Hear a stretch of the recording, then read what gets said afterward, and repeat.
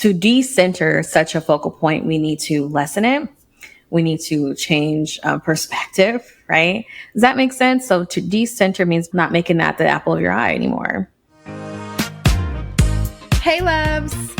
My name is Dantea, and I'm your fave self-worth therapist and coach. And this is my show, Situationship. This show is about getting out of toxic situationships that go beyond partners to family and friends and everything in between, to living a life of joy and self-worth. Okay, let's get into it.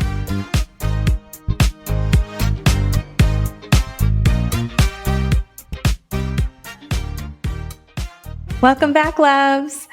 So as you can tell from the title, today we are jumping right into something that I think a lot of us deal with, to be honest. I know I'm in this crowd, so no judgment here. I believe that this topic, this idea of decentering relationships or decentering romance, if you will, has been around for many moons, right? However, as of recently, I've seen this get kicked up again on social media, which I love because it's one of those things that I don't think is really talked about enough in a direct way like that. Like, I can't see myself saying to a client, I have, but if this was like earlier on in my career, I couldn't see myself saying to a client, okay, I need you to decenter romance in your life. That would feel like really too harsh. However, there was a recent episode on Therapy for Black Girls podcast with the title Decentering Romance. And so I saw that, and I saw other posts online and in the books I'm reading, right? Just keep circling back around to this. So I thought, let me add my voice to this mix as well. So when it comes to decentering romance, let's break that up. Okay. So like first, decentering, my own definition is to lessen, if not remove, that focal point.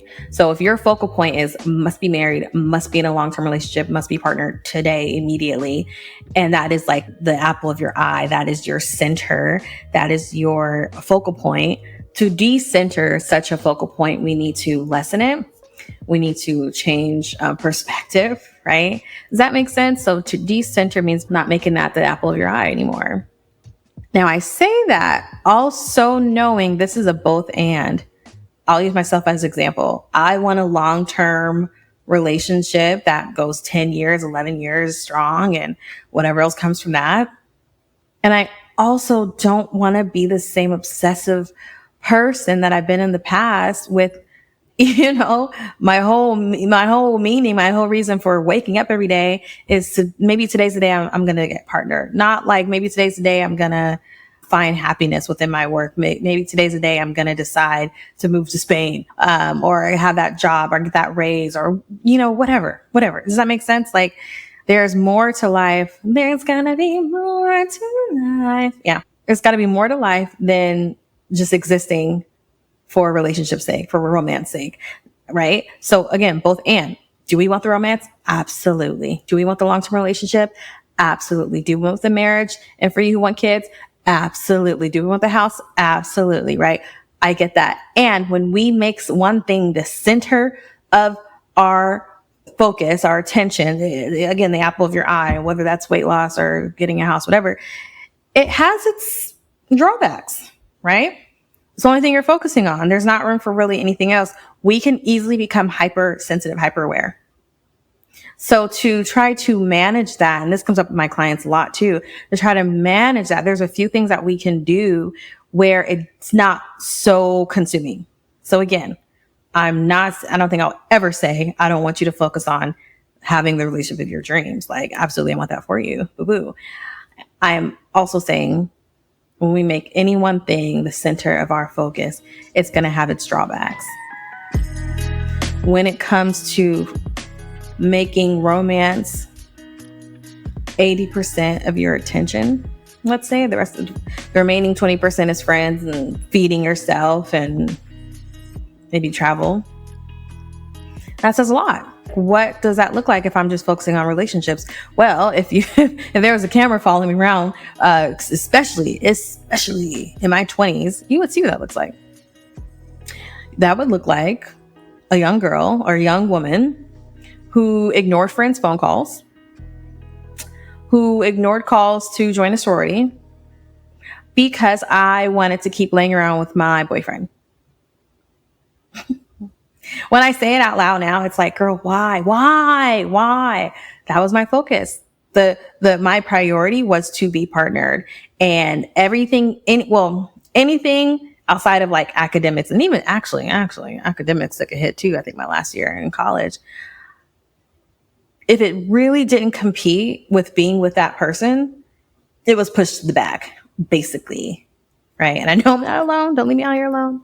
No, not alone with that.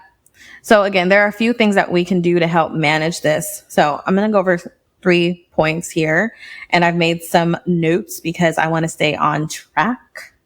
So if you're watching on YouTube, you're going to see me like look to my notes, and that is okay. If you're listening to this episode, I bet you're wondering what behaviors you're doing that keep you from getting your needs met and ending up in situationship after situationship. I got you. I've created a situationship quiz and I'm so excited about it. Take the quiz to discover more behaviors and more tips for navigating situationships, because I know you're in more than one right now. No judgment, boo-boo. I used to have 5 situationships at a time. Yes. So you're not alone. You can find the quiz at www.dontea.co/quiz. That's dontea.co/quiz. I'll drop it in the show notes as well. Okay, back to the episode.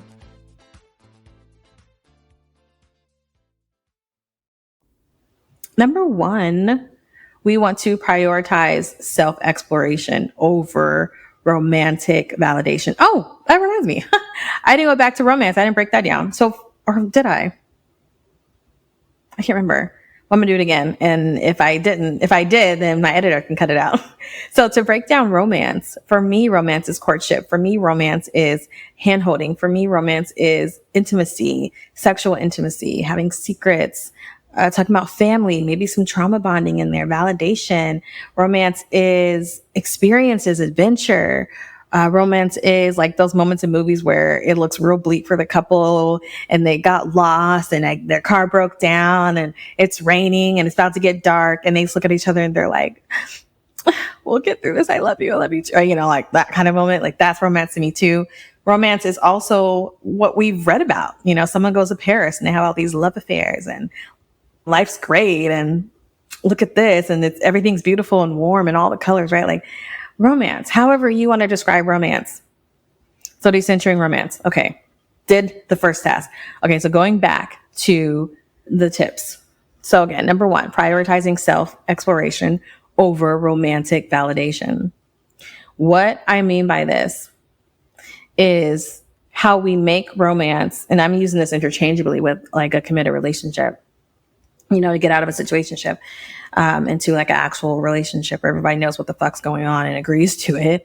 To prioritize self-exploration over romantic validation is to put yourself a little bit more first than just hyper focusing on romance, right? Again, like I said before, not making it the focal point, focusing on self-discovery, focusing on personal growth.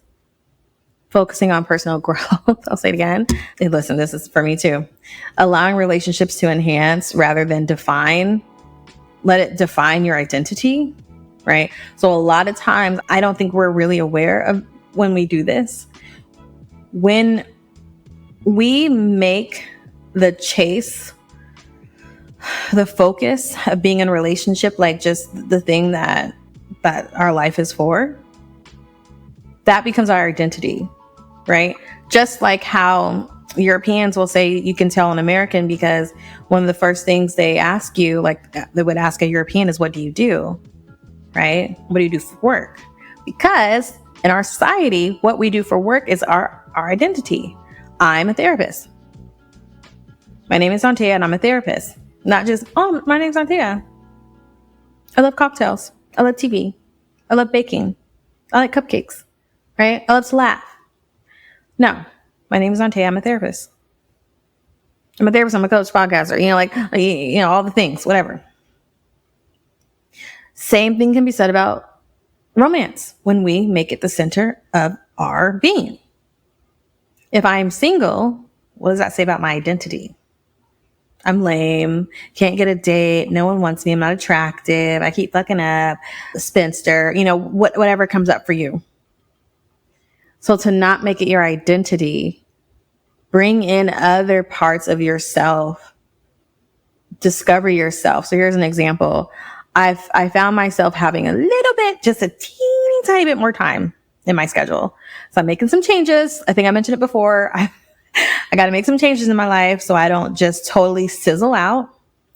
And with me making some changes in my schedule, I'm like, ooh, I feel like I have a little bit more energy to do something. Now I'm thinking about joining this meetup group to keep practicing my Spanish because I miss speaking the language. And I was pretty rusty when I went to Mexico in February.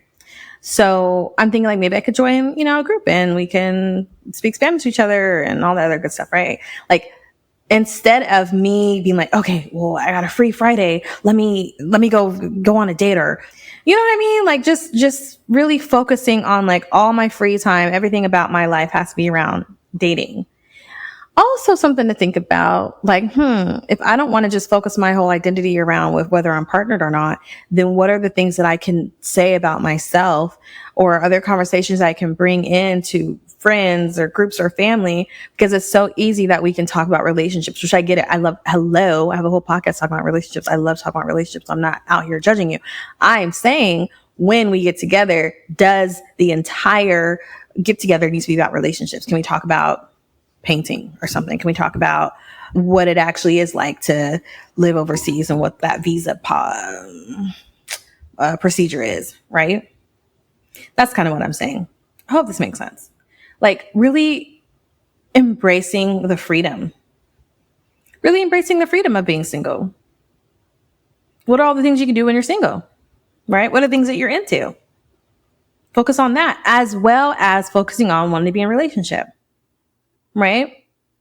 Honoring your personal values. A lot of times, maybe you're not like me, a lot of times, again, in college, and I always mention college because that was a time that was very clear as day to me that oh my God, one day I'll just tell all the stories. There were so many things that I did that basically said, fuck everything else if you're not my man or the man I'm trying to go after, right? Like, so many times. However, if you are anything like me, when you get in a relationship, it's really easy to drop all of your rituals you have for yourself, your routine, your personal values. So an example, say you always go to a workout class on Fridays. It's an hour long, it's from 4 to 5 on Fridays. And now that you're in a relationship, you don't go to that class anymore because you want to spend as much time as you can with your man, right? Just totally dropping that personal value. And so to hold the both and of it all, I want you to be thinking about what would it be like to hold on to my own self-exploration, my own personal values of going to this class every Friday from 4 to 5. And after that, spend time with my man. After that, going on that day or whatever, right? Like listen, I'm excited for you. It's going to be great. It's going to be great. Okay. This is a complex thing when it comes to dating and getting relationships and also healing and working on yourself. And I believe it's possible. Okay. So let's go on to number 2 because I spent a lot of time on that first topic tip. So I feel like I'm on a roll here. All right. So the second one is embracing the journey, right? And letting go of perfection. This is really challenging. And again, a lot of this speaks for myself as well because I am a recovering perfectionist. So the idea that it's okay to want a fulfilling relationship while also embracing the messiness of dating, right? When you embrace the journey and you let go of perfection, it's going to push up against those voices in your mind when you're meeting a new person. And the first thing you want to do is be like, what's your bank account? Do you have a savings? Do you have a car? What's your career goals? How much money do you want to make? How many houses do you want to have? Do you want to have kids? Like just going down the list, right? Just going down the list. Already matched, can't provide for me, can't take care of me. I need to know right now because I'm going to waste my time. Right? Because let's be real. Perfectionism is also a form of avoidance, and it's also a form of control. And it's also a form of anxiety. Yes, I said it. So When we are focusing on all the things I just mentioned, the list, we're being controlling. And for good reason, right? Especially as Black women, we've been through a lot.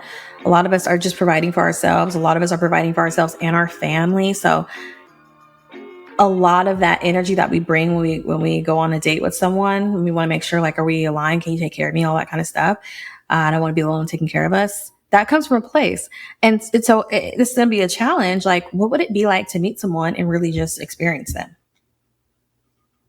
Right? Like, to legit just experience them. What would it be like to meet someone?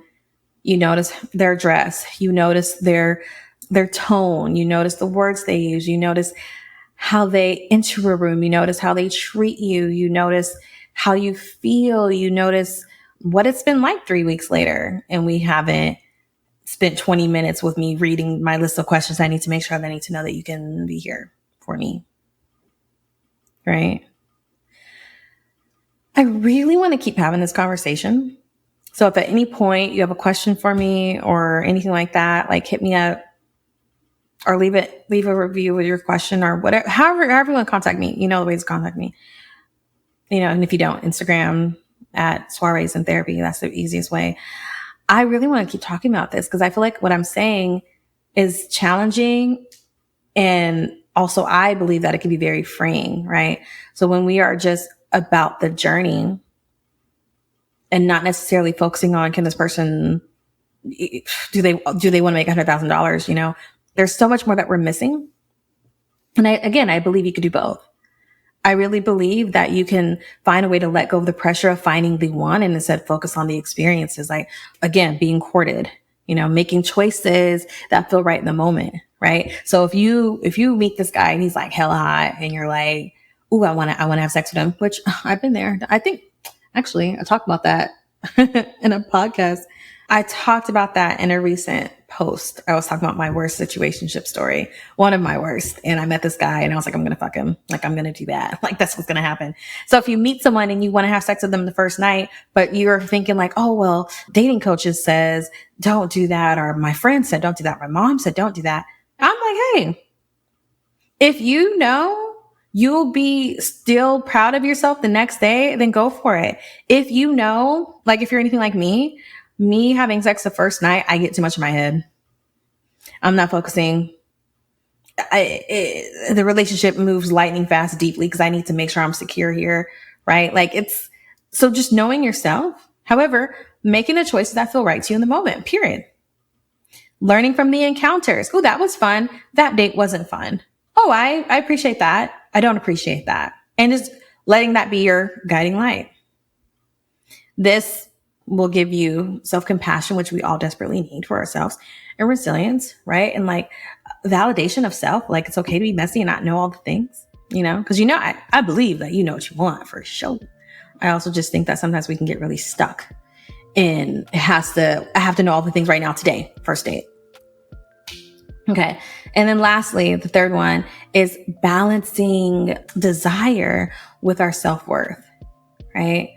This one gets me really excited because this is what I did. If I'm being more transparent, this is what I did from like 2019 to 2021, about that time, where I really just tapped into a lot of desires that I had tucked away that were starting to come out, and I started to do it. And I mean, and those desires range from, what are those called? Lash extensions, all the way to like going to a sex club. Well, they call it a lifestyle club, to traveling by myself to places that I never thought I would go by myself, right? Like, balancing desire with self-worth. So exploring the duality, right? The both and of wanting a dream relationship while staying grounded in self-worth, right? We can pursue meaningful connections without compromising our values, without losing ourselves. Right? So ways to navigate this balance, and because I want you to live your life and also have more moments where you can look in the mirror and be like, I'm so proud of myself, right? Where you also have moments when you look at yourself in the mirror and you're like, ooh, girl, what were you thinking, right? Like, I had a moment earlier today. I was like, I cannot believe I went to this community event and I didn't wear a bra. Like, and sometimes, a lot of times I don't actually like to wear a bra, but this shirt that I'm actually wearing right now, to wear it without a bra, oh my God. Thinking back to that, I'm so embarrassed. I hope I never see those people again. Anyways, so yeah, like how to navigate and balance this while also pursuing your desires. That could look like, I really want to travel with my boyfriend, right? That's one thing. I really want to travel with my boyfriend. That's a desire I have. But I don't feel like I can go to Turks and Caicos because that's a place I've always pictured myself going with my man, right? Or that's a place where there's a lot of couples there, right? My challenge to you would be, how about you go to Turks and Caicos by yourself and be open to meeting people, right? Not walking around with your head down, shame, I'm by myself, I'm alone. Having your chin up, just lifting your chin up brings in confidence. Try it.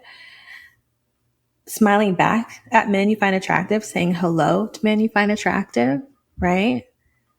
Really encouraging yourself, like, I can do this. It's okay that I'm by myself, right?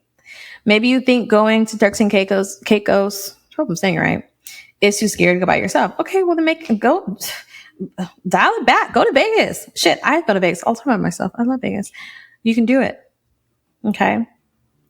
So I hope this was helpful.